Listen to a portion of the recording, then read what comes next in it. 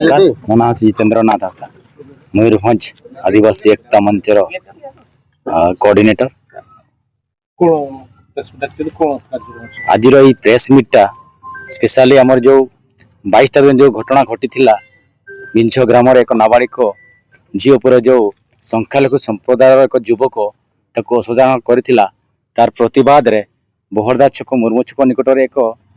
शांतिपूर्ण जो बंद रो आमे गोटे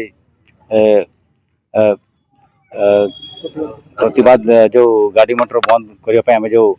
आरंभ करूँ से दिन पुलिस आमर जो निरीह आदिवासी मैंने अच्छा ऊपर को लाठीचालन करथिला एवं संध्या 5टा पाखापाखि जिते आम घर को फेरुले आमर जिते सब आसते सोनापसी ग्राम और विंझ ग्रामवासी मैंने समस्त को जो ट्रैक्टर फेरुले से पुलिस जबरदस्त टाणी नहीं पुओ पुलिस पिला माने झील पुलिस पिला को माड़ मारी मारी तांको गाड़ी उठे नेले एवं से बहरदा छाड़ी रायरंगपुर छाड़ी आमर बड़ाम तड़िया थाना को रिमांड रखी थे एवं सेठी मध्य ऊपर बहुत अन्याय और अत्याचार करथिले से मारपीट करथिले पुओ पुलिस पिला माने झील पिला को माड़ मारथिले किंतु से डरे आम किसी कहु नथिले पुणी राति रे किसी खाइबा को देई नथिले तार परदिन 14 तारीख मध्य से 12टा बेले गोटे बिस्कुट एक्सपायरी बिस्कुट देते आम 4टा बेले आसला बेलू 4टा बेले लंच देउथिले जोटा कि एक प्रकार देखा गले पुलिस मानकर आमर आदिवासी निरीह उपर एक अत्याचार बोली देखा तो तार प्रतिवाद आम 2 दिन धरी रायरंगपुर सब कलेक्टर सम्मुखें एक शांतिपूर्ण धारणा बसलु यही शांतिपूर्ण धारणा समय रायरंगपुर आमर एसडीपीओ एवं एडिशनल एसपी एक आमर मिथ्या प्रतिश्रुति दे आमको 2 दिन बसैले जो आमर 2टा अटेम्प्ट टू मर्डर एवं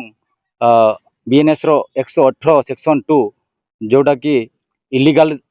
अरेस्ट नहीं करी समान को मिथ्या आरोप करी समान को 2टा केस रुजु करी समान को कोर्ट चालान करछंती एवं जो मिथ्या प्रतिश्रुति दे हमको 2 दिन बसैले तार प्रतिवाद रे आमर समस्त मयूरभंज आदिवासी एकता मंच तरफ 2 दिन बंद डाकर दि जायछि 48 घंटा पाई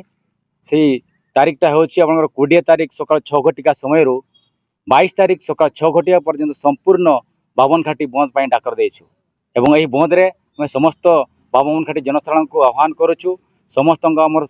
यही न्याय पाई समस्त आमको सहयोग करंतु एवं यही बंद समय रे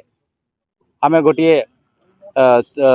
आह्वान देछु समस्त सरकारी संस्था बेसरकारी संस्था समस्त स्कूल कॉलेज गाड़ी मोटर संपूर्ण एवं समस्त व्यवसायी प्रतिष्ठान बंद रही बोली हमें प्रतिश्रुति नहीं।